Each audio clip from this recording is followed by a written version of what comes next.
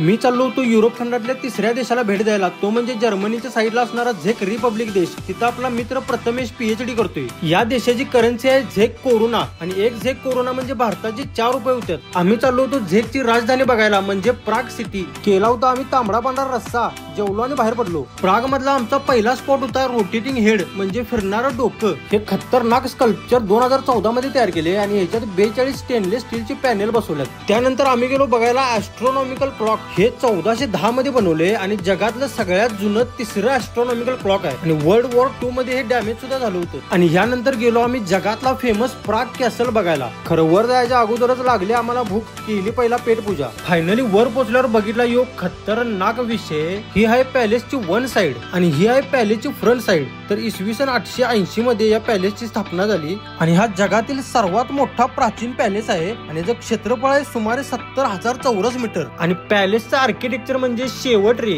आणि ह्याच्यानंतर आपल्याला जायचं होतं सनसेट पॉइंटला, जिथून अखंड प्राग सिटीचा व्ह्यू आपल्याला दिसणार होता. शेवटी दमलो, खरं वर पोहोचलो. हळूहळू मावळणाऱ्या सूर्याची सुंदर किरण पडल्यामुळे या शहराला आलेले हे अप्रतिम रूप बघताना अक्षरशः फिलिंग ढगात होत्या. असं वाटत होतं हा सूर्य पण असाच थांबावा आणि आम्ही पण असंच थांबावं, पण असं काय होणार नसल्यामुळे आम्ही गप खाली आलो. आम्हाला लागली परत भूक. घुसलो आम्ही इंडियन हॉटेलमध्ये, खाल्ला आम्ही डोसा. त्यानंतर आम्ही आलो संध्याकाळी शेवटच्या स्पॉटला, तो म्हणजे चार्ल्स ब्रिज. या ब्रिजचं बांधकाम 1357 साली राजा चार्ल्स चौथा यांच्या आदेशाने सुरू झालं. या ब्रिजवर 30 पेक्षा जास्त सुंदर बारोक शैलीतील अशा मूर्त्या आहेत. तर ही प्राग सिटी तुम्हाला कशी वाटली कमेंट मध्ये नक्की सांगा आणि दुसऱ्या दिवशीचा नॅशनल म्युझियमचा ब्लॉग बघण्यासाठी फॉलो करायला लागते.